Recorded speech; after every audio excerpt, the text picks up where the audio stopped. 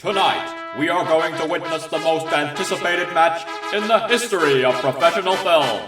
For the dozen in attendance, and for the handful listening around the world, it's time for Remake Rumble! Hello and welcome to Remake Rumble, the podcast that pits a classic film against its remake, the old guard against the new, in a dazzling display of motion picture pugilism. 2 films enter, 1 film leaves. My name is Jonny Lee, and I'm joined by my co-hosts, David, Clever Girl Rattigan. Hello, David. Hello, John. And Daniel, the human piece of toast Gilmore. Hello, Daniel. Hello, John. This episode, we've spared no expense as 1993's dino disaster flick Jurassic Park sinks its teeth into 2015's Jurassic World. As ever, we'll put both movies under the microscope and decide which should go extinct, as well as test Daniel and David's Jurassic smarts in a quiz 65 million years in the making. So, who will be left a tyrannosaurus wreck in this cold-blooded saurian skirmish? Hold on to your butts as we enter the Remake Rumble ring. Oh, and spoilers? Spoilers! We've got spoilers here! Roaring onto the scene in 1993, Jurassic Park is a pulse-pounding science fiction adventure directed by the granddaddy of blockbuster filmmaking, Steven Spielberg. Following a bunch of boffins as they endeavor to escape a futuristic theme park populated by dinosaurs, this Mesozoic marvel is rightly regarded as a juggernaut in cinema history, not only celebrated as the highest-grossing film of all time when it was released, but lauded as a touchstone moment in computer graphics and starting point for one of the most profitable movie series in history. And mined from this mega franchise like prehistoric DNA from a hunk of amber is our challenger today, 2015's Jurassic World. Directed by Colin Trevorrow, this soft reboot of the Jurassic Park saga picks up 22 years after the events of the original movie and sees the dino theme park finally reopen its gates with predictably deadly results, wildly surpassing the gross of its predecessors, and for a time the third highest grossing movie ever. Jurassic World is a worthy foe, here to show the average Joe it's got to get up and go. And so, let's find out who will be crowned king of the Jurassic jungle in the motion picture punch-out that is Remake Rumble. Dinosaurs are de-extinct once again in popular culture. We have a new animated series, Jurassic World Camp Cretaceous, on Netflix. We've also got the 3rd film in the Jurassic World series, Jurassic World Dominion, now in production.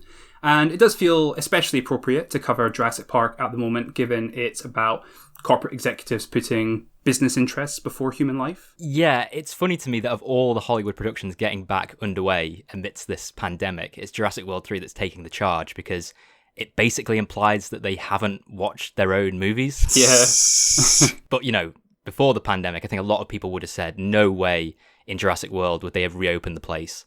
This kind of deadly, deadly place that's killed however many people. But I think it turns out, actually, maybe they would. So I feel maybe we owe Colin Trevorrow a bit of an apology for that. I will never apologise to Colin Trevorrow for the things I've said about him. He should probably apologise for the Book of Henry first as well. Oh, God, was that him? That was him. Oh, God. And in fact, I think because of that, they didn't let him do the new Star Wars, although J.J. Abrams didn't exactly do a very good job there either. You shouldn't be allowed out in polite society, never mind that. Okay, so Jurassic World is some kind of soft reboot, would you say? Came out in 2015, which seemed to be the peak year for these sorts of soft reboots, with both Star Wars The Force Awakens and Creed coming out. Oh, yeah. Forgot about That's that. right, yeah. For the Rocky one. That's right, yeah. And actually probably the best of all 3 of those films. So yeah, let's bring it back to the original film for a moment, Jurassic Park.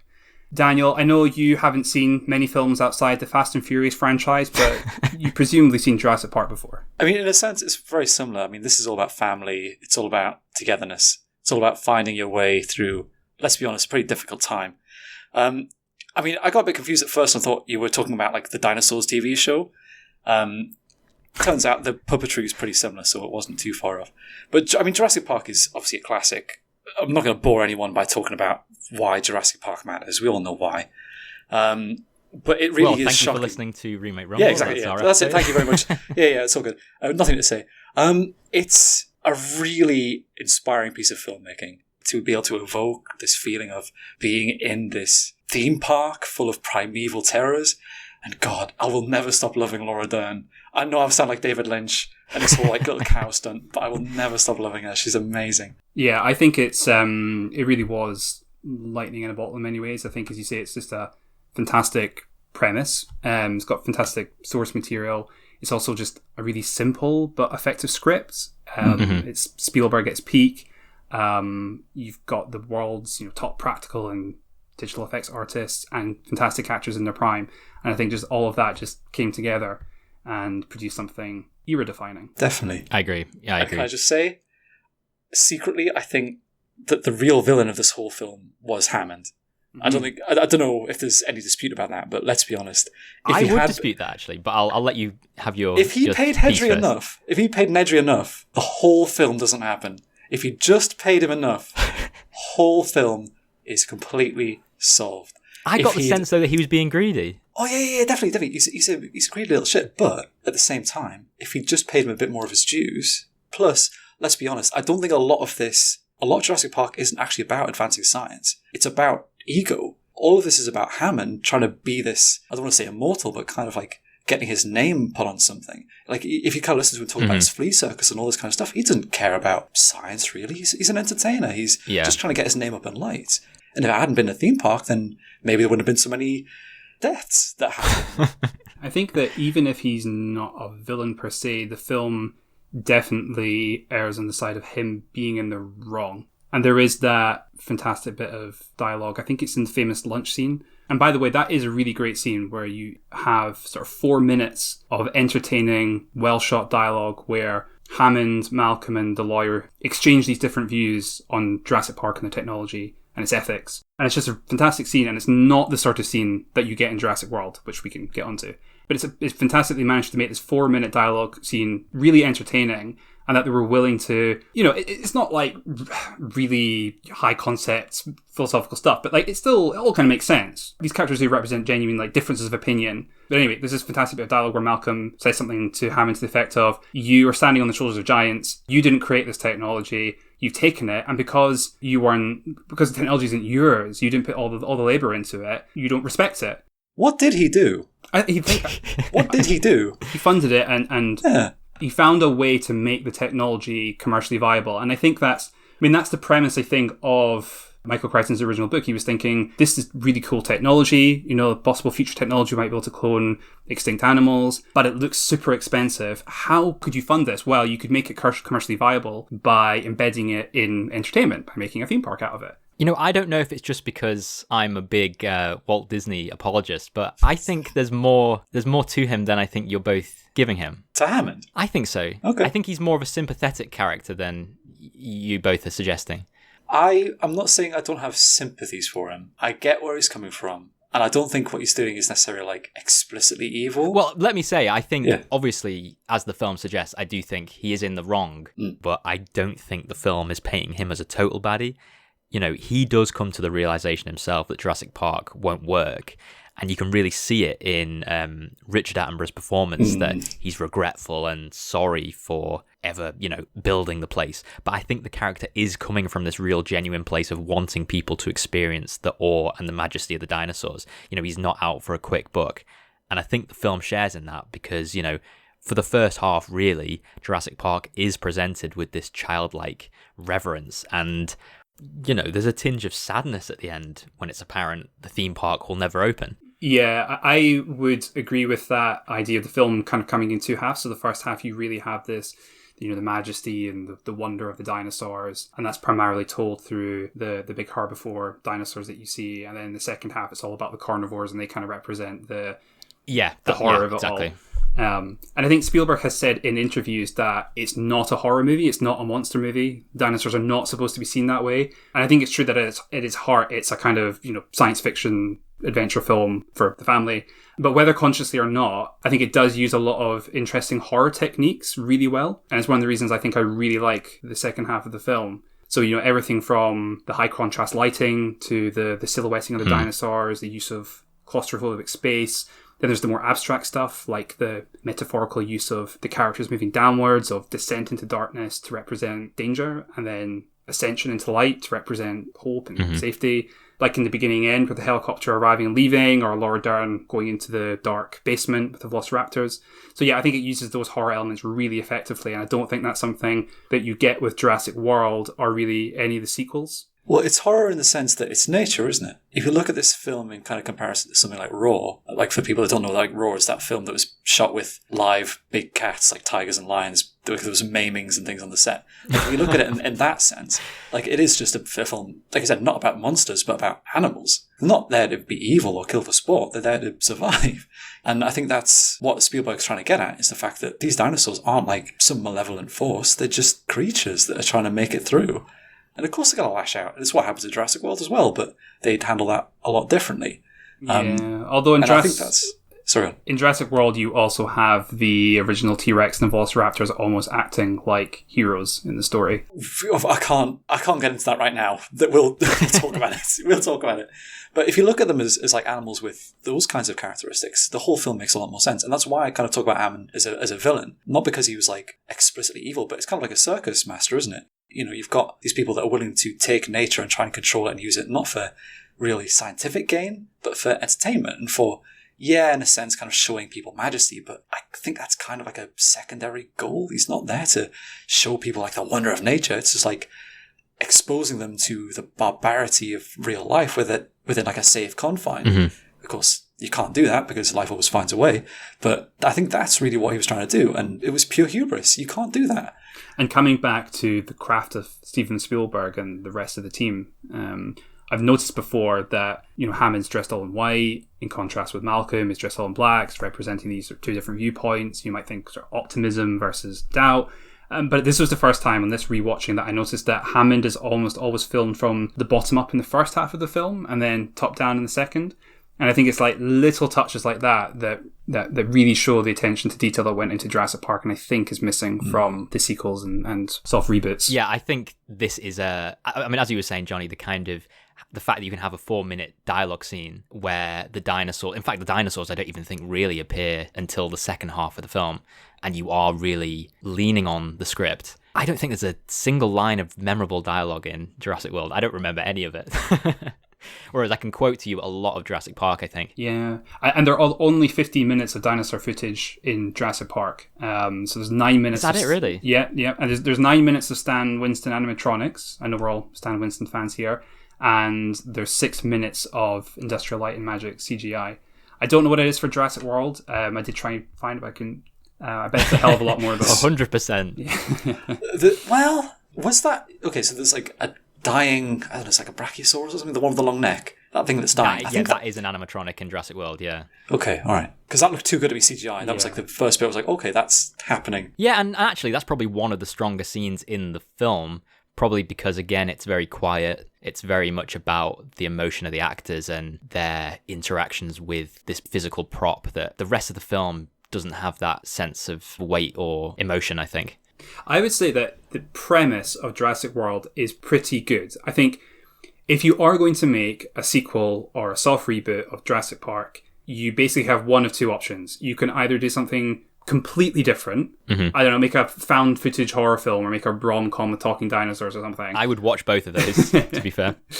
Or you can recognise that the appeal of the original Jurassic Park, at its core, is pretty specific, I think, which is seeing a dinosaur theme park. Or seen a dinosaur theme park go wrong. Well, for me, I to be honest, for me, it is genuinely the thrill of seeing that theme park. While I obviously understand and would not want a Jurassic Park to be built in real life, exploring the theme park is the thing that I just get so much enjoyment out of. So I would agree, when Jurassic World was announced, I remember being very excited because it felt like, as you say, the kind of natural next step. Yeah, it acknowledges that the audience as well never really got to see the theme park in full swing in the original film.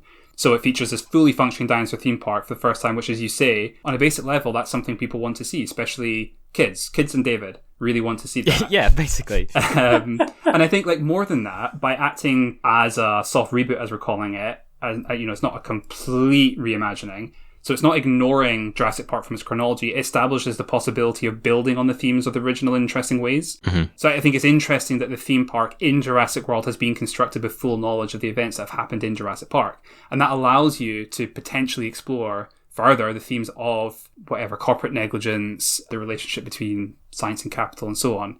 The problem is it then goes and shits it up the wall by basically doing nothing interesting with any of that. But how could it? That's the main problem with this. So I try to count the number of times that the film tried to sell me Mercedes-Benzes or Coca-Cola or Sony phones. And it's like, well, you can't have it both ways. You can't have a character that you're making fun of because he's like languishing in the past, like he's relying on all these like nostalgic references to Jurassic Park. You can't have this character that criticizes Jurassic World for being too corporate and then try and be too corporate. It doesn't work. It doesn't make any sense. You know, it's fine. Just be a blockbuster. Just admit what you're doing, but don't try and be clever about it, if that makes sense. Because I think that's the part where it always falters. So I agree with you, and I think you've answered your own question. So the problem is that it does set up these themes, but then doesn't explore them and in fact contradicts them through things like the really blatant product placement. So let me give an example, right? I quite like the idea of the Indominus Rex because I think that given the setup of the film and the potential themes that establishes to do with capitalism and technology driven by entertainment and so on, I think the Indominus Rex can actually embody a lot of that. And like, I think it sets up some interesting discussion about how the dinosaurs, you know, in the original film were really wondrous and special and, you know, everyone looked at them with awe, but now there's kind of, all that's been undermined by the constant spectacle and fetishization of novelty that comes with the consumerism. But the problem again is that it sort of sets that up and doesn't do anything with it. So as other critics have pointed out, the Indominus Rex in a way is a kind of tragic figure. So it's a kind of Frankensteinian monster. It doesn't know what it is. It's just like a big hodgepodge of different animals that seems to be out of place and it's confused. And I think Chris Pratt's character says something to that effect quite early on the film. But then, within the next 2 hours, all that they do with the Indominus Rex is have it fight other dinosaurs. And then in the end, when it's like, oh, who would win in a fight? Indominus Rex, a T-Rex, or 4 Velociraptors. You know, it kind of glorifies and like beating the shit out of the Indominus Rex. Yeah, can you imagine Frankenstein if Frankenstein ended with just like a bunch of people kicking in the monster? That's the director's cut. I don't think I've seen that version. It's great. That's the Snyder cut that they're talking about. Yeah, I would agree with that because when I was watching it, I thought it's an interesting idea. And in fact, again, it's an interesting evolution, excuse the pun, of the series that they would now, you know, they would build a dinosaur. But I think one of the problems is the film doesn't really set that up very well because firstly, you don't really get a good look at the park before we're already talking about the Indominus Rex. And I think for me, the fact that the film was telling me that people aren't interested in dinosaurs, but then when it actually showed the guests at the theme park, they all seem to be having quite a good time. They're a great time! They love the big fish thing!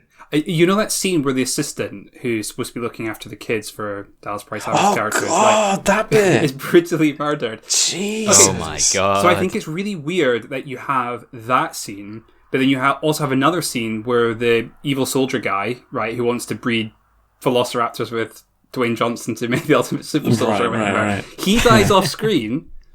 And that just seems to me to be completely arse backwards. That was crazy. I agree. I absolutely agree. And by the way, can I just say, Colin Trevorrow, director, he is on record as saying that death of the babysitter assistant character is the most epic Jurassic Park death he could possibly imagine. I would say it's the most sexist Jurassic Park death you could possibly imagine. It was just a bit baffling. I didn't know what was going on. It's like, why is this happening? She gets tossed about all over the place. It's like, why is this going on for so long? Why is this poor woman being made to suffer like this? I don't know what's happening. And a lot of effort went into staging that as well. She actually did all her own stunts, Katie McGrath. She dropped down on like a massive rope and everything. So like, and then got submerged underwater, all this kind of stuff. For a scene that really would have been better to just not have. Sure, I mean, it's a spectacle. When he says epic in that sense, yeah, fair enough. Like there's a lot to it. I don't know. I think epic to me captures the kind of the 12-year-old sensibility of it. That's the thing. If anyone's using the word epic in 2020, like they're talking about this kind of stuff, aren't they? Like that was pretty epic win. Let's say it that way. Not for her. I think this is a slightly different point, but I think a lot of blockbusters from around the era of Jurassic World confuse visual clutter for visual awe. Like the scene with the 10,000 pterodactyls flying towards you, I think are much less wondrous and awe-inspiring than, say, the slow pan up to the Brontosaurus in the first film, or the close-up dilation of the T-Rex's eye next to the Jeep, that sort of thing. I'll say this. This was borderline a period drama compared to something like Transformers.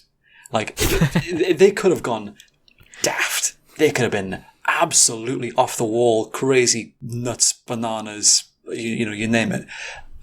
It was a bit much, but at the same time, if you've got that kind of budget, you've got the CG people on there anyway, you're paying them, 50 pence an hour or whatever, you might as well get them to make a couple more dinosaurs, just chuck them in. That wasn't the issue. It's like, the problem is the fact that they use all that technology and then they go like, oh yeah, we're gonna chuck this poor woman around like she's a pancake on Shrove Tuesday, and then we're just gonna like feed it this big fish. Like, what? Why are you doing this? I didn't understand it from the perspective of like a story thing. Like, yeah, I think that's the deeper point. There's no thematic reason for that to happen. A bit like what Jonny said. I mean, the equivalent of that scene, because in Jurassic Park, I don't think you ever see anyone actually get killed on screen apart from the lawyer. Yeah. I may be wrong in that, exactly. but I think that's right. But that's the thing. It's the lawyer. Yeah, and it makes sense. Exactly. It makes sense for the lawyer to get tossed around a bit. Yeah, and he's committed a cinematic crime in scare quotes. He's abandoned the children, in a sense. Yeah. He's earned that death. He's the opposite of the babysitter. He's the opposite, because she was like looking around for them desperately. Yeah, she was being really very nice.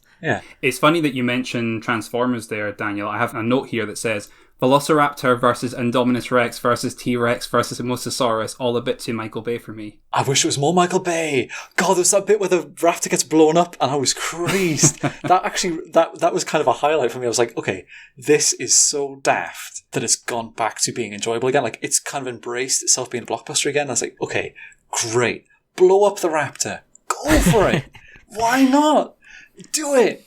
Like, that's fine. It's the part where you kind of, like, the whole bit with the raptors being friends, and then they're not friends, and then they are, and then he's like a dinosaur whisperer, and like, why is this happening? Why is Chris Pratt Jesus? Why is he being shot from behind like Superman?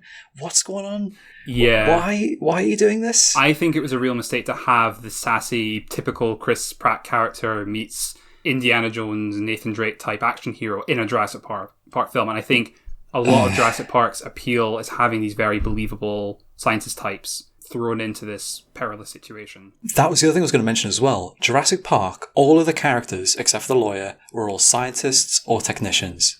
But then you look at something like Jurassic World, and all the main characters seem to be business people. Like, all of the scientific people either get like relegated or like get pushed to the side. And that was to me a weirder decision than anything else. It's like, well, I think like you've kind of missed the point here. Like who you're meant to be putting forwards as the heroes. Because I mean, the only real hero here was Chris Pratt. I don't even remember the lead woman's name. I honestly can't remember. Yeah, I agree with you, and that's a problem because she is the main character, because she's the one who goes through the arc, but she's not treated with very much respect. No. Yeah, totally. Yeah, it really bothers me that it never discusses Chris Pratt's character, Owen. Is that his name, Owen? Sure. It never discusses his complicity in Jurassic World. You know, like, he took this job as a dino trainer. Okay, he's making money off of this. He's getting to fulfill his desire to be a dino behaviorologist. Okay, and yet he's always moralizing and telling Bryce Dallas Howard's character how unscrupulous she is. Yeah, that really bothers me. So like, maybe take a good look at yourself before jabbering on for 2 hours about how corrupt everyone else is. I think there is some vague mention of it in Fallen Kingdom, to its credit, but it still never really goes anywhere. I mean, Fallen Kingdom is its own other disaster. I'll admit, I never saw Fallen Kingdom. That was a bit of a bridge too far for me, but... But you give him a bit of a hug and cuddle, Jonny. You've got to understand. But that's the other thing. On the one hand, he's like, oh, they're animals, they're wild, they're ferocious, they can't be contained. And then he treats them like children. He's like people. There's a scene where he takes the collar carefully off of Blue, the Velociraptor, and they look at each other in the eyes lovingly. And then at the end, when Blue saves him from the T-Rex, he salutes him before running off into the sunset or whatever. It's so stupid. Oh, those raptors, man. Absolutely nonsense. I don't know what was going on with them. Like, were they meant to be sympathetic? Because they did kill a lot of people. Like, they did eat them. I don't know if we're meant to forget, but they did eat a lot of people. Yeah, I think by the end they were supposed to be. I mean, to its credit, I think it is interesting to have had, this is the 4th Jurassic Park film, and the raptors have basically just been villains in every single one. I think to its credit, at least there's some attempt to give them a bit more depth as characters. I don't think it works, but I mean, I can appreciate trying to do something different, I think. I don't think a raptor needs to be like a Shakespearean tragedy hero. I don't think that's something that we need from a raptor. I think you just kind of want them to be an elemental force in nature. And that's kind of what makes them terrifying, right? Like, you can't really negotiate with them, but they can outsmart you. Like, that's why it's not a horror film, but it's still like a horror film in that sense. You've got this thing you can't negotiate with, this thing you can't reason with, that just wants to kill you. Like, it feels weird that you would undermine that, but anyway. I think it's worth remembering as well that the two films are from very different eras and are both interesting to the extent that they represent those eras quite well. Mm-hmm. You know, we were saying that Jurassic Park was era-defining. It comes out in 93 when you've still got your big summer Hollywood blockbusters that are primarily aimed at a domestic market. So, you know, back in 93, whether you're talking about your action movies like Terminator 2 and Independence Day or dramas like Forrest Gump and Titanic. And this is an age where dramas and comedies like Forrest Gump, Pretty Woman, Mrs. Doubtfire regularly outperform your big action films. And that's not something you really get anymore, I don't think. But anyway, these are all aimed at the domestic market. Jurassic World is from an era where blockbusters are primarily aimed at the international market. They look and feel very different from blockbusters from the 90s as a result. I think if you were to look at your other top grossing films from the time of Jurassic World, you're talking what? Transformers, Fast and Furious, all your Marvel films, new Star Wars, flipping Minion films. They're all these big franchise films aimed at the international market. And one thing you get with those films, I think, is a tendency towards certain trends. Your big Hollywood A-stars, your big explosive action set pieces, relatively easy to follow plots, low bar humor that translates well, nothing that's going to upset international markets in terms of LGBT representation, and a lot of product placement if Jurassic World is anything to go by. So much product placement. Bloody hell. Do we want to have some kind of quiz? Let's go for a quiz. I think it's Shall time. we? Shall we indulge? Oh yes, shall we? Oh, of course. Oh, Ambassador, you're spoiling me with these quiz questions. Okay, so before we decide which film comes out on Triceratops, let's go to the quiz.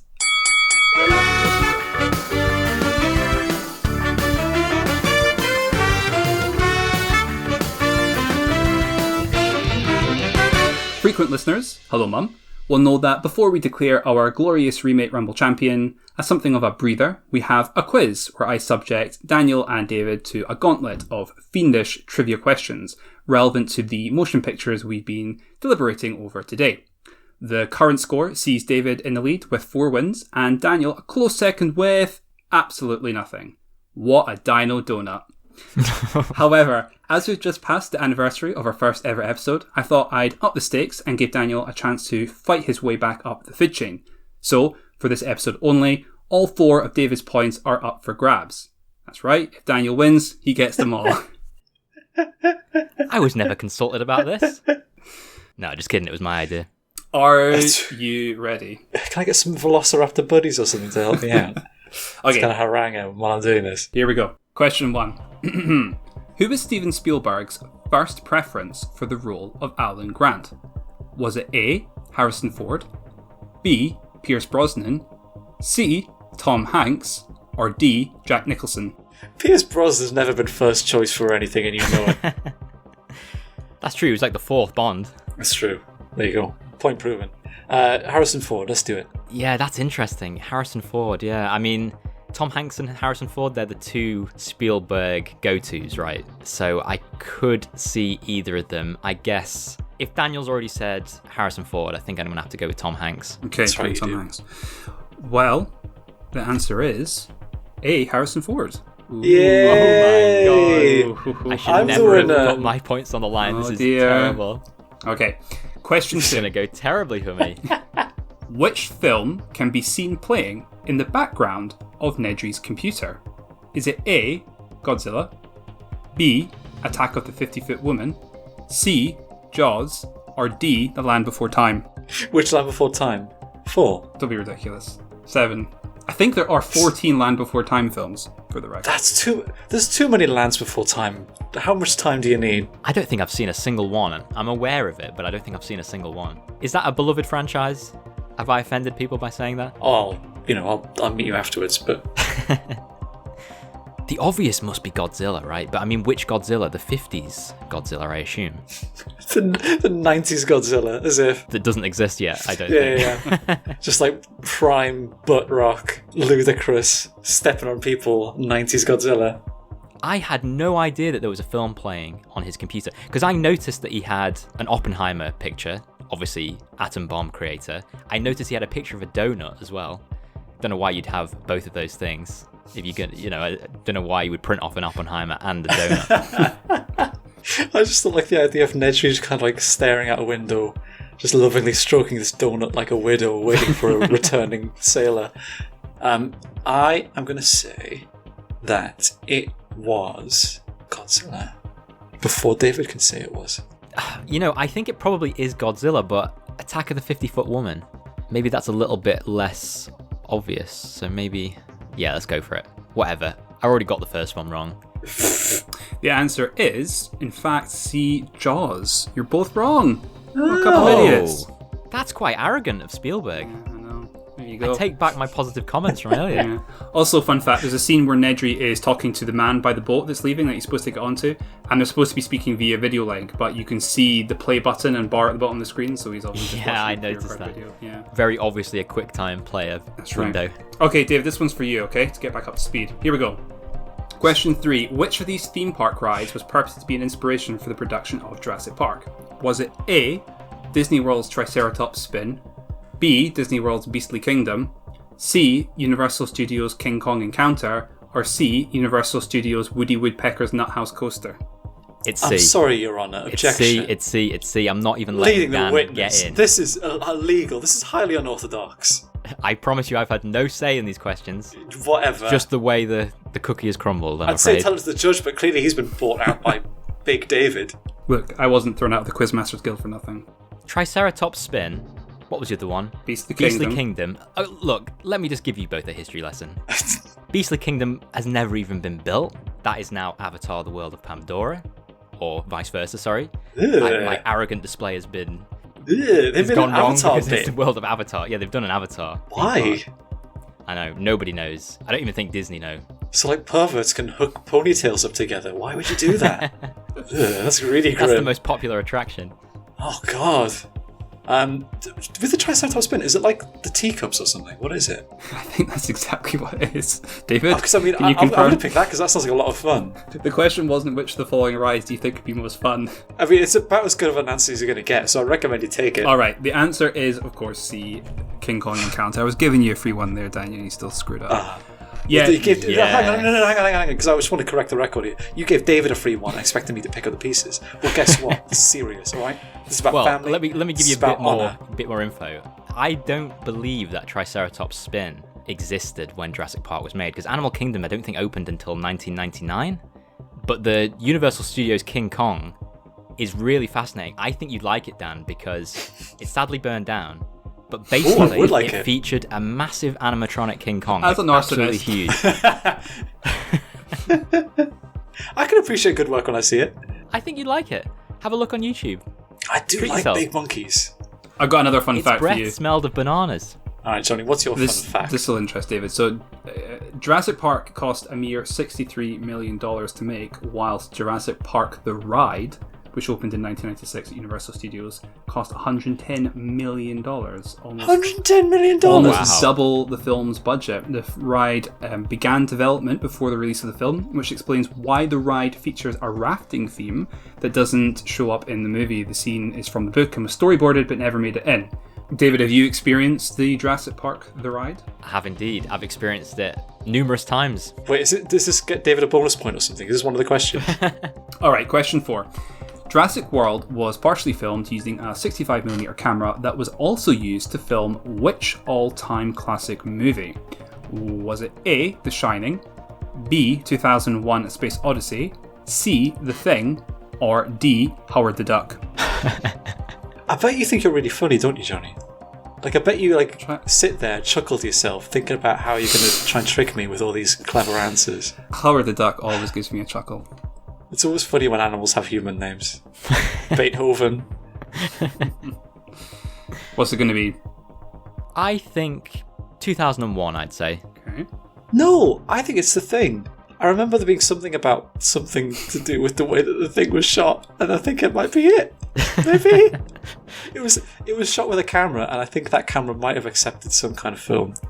Well, the answer is 2001: A Space Odyssey. Oh, Yes. 2-1 Clawing to it back. David. you massive asshole! Why would you do this? What's the point of this whole exercise? The camera was used to film a lot of the big exteriors in Hawaii. Oh, no one cares. No one cares. Okay, question 5. Who came up with the idea for the gyrosphere? Was it A, Steven Spielberg? Well, they should B, be fired, whoever it was. Let me just say that now. B, George Lucas, C, James Cameron, or D, Stanley Kubrick? Well, George Lucas would call it something like I think it's called like the laser arm. Or I think it's actually designed by the Mancorians. It's got 3 different wheels. The laser wheel A, designed by a committee. It's not George Lucas. I do like the idea, though, of George Lucas not being involved at all with this film and then just pitching this bizarre ride concept. He's just wandering around in like a bathrobe, just like kind of chucking ideas out.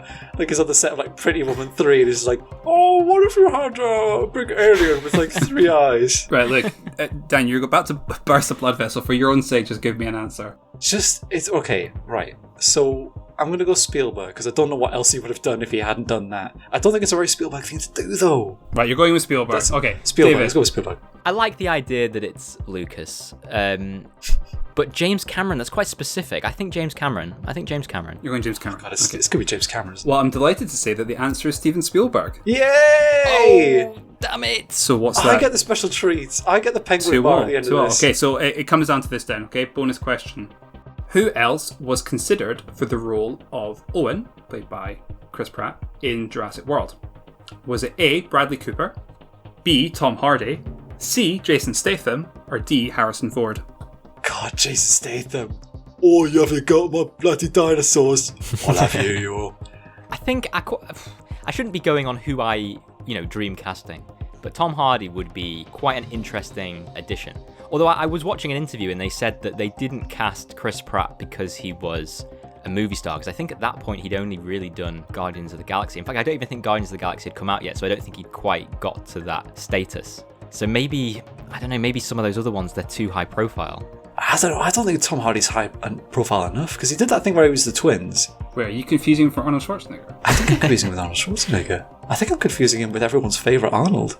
Okay, I'm gonna say Tom Hardy. I think. Okay. I think you're wrong on this. I don't think that's right. Daniel, what are you? I'm terrified. I'll be honest with you. This is all my points on the line here. I think Jason Statham, because he actually did have a bit more of a higher profile. He was in the Fast and the Furious films. Just want to make that point. He was present for those. I don't know if he was in it for that period, but he has been in at least one of the Faster or the Furiouses. I'm going to Jason Statham. I don't think he's the joke answer. I think he's right.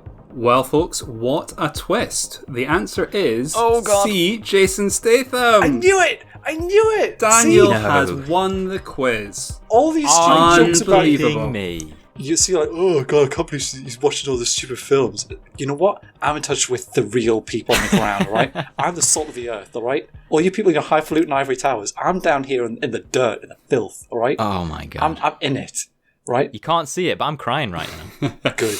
Other actors considered included Henry Cavill, Josh Brolin, and John Krasinski. Yeah. Yeah. The one from The Office. Daniel, now that you've won, you're not allowed to be rude about the quiz anymore. Can I be rude about John Krasinski? Because I really want to be rude about him. Okay, Yeah. well, with that travesty out the way, I think it's time we went to the scorecards. David, could you start us off? Which do you think is the better film, Jurassic Park or Jurassic World? Oh, it's definitely Jurassic Park. I mean, I guess no spoilers there. Just the awe that it inspires, the level of craft on display, the fact that it was so game-changing for special effects, not just for the CGI, but top-level animatronics, amazing acting, amazing music. Just the music is incredible. Yeah, Jurassic Park by a mile.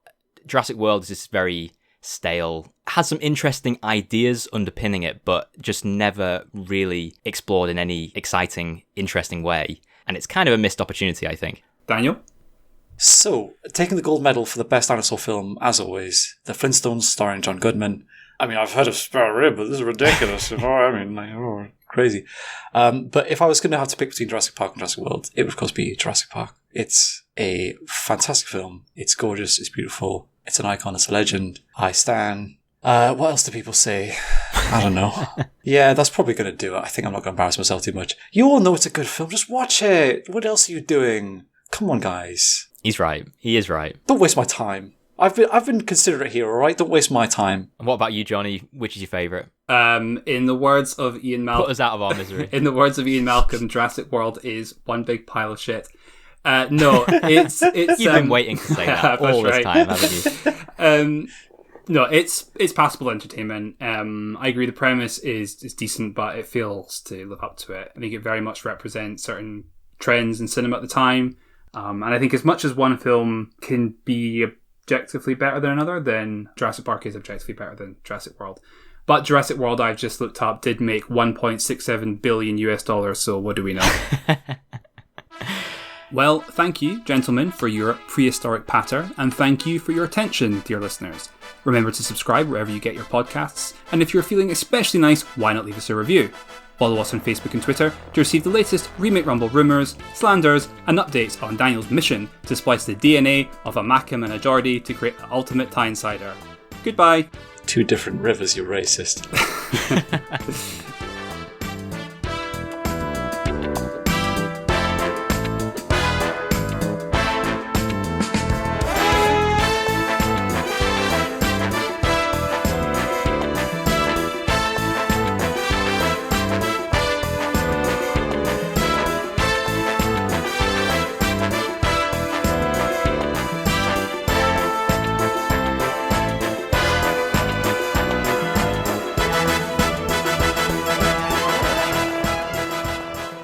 But a lot about this film as well isn't just about dinosaurs and the past, but it's all discussing about... Sorry, can you hear that, by the way? Oh my god, Absolutely, the T-Rex. Oh, God.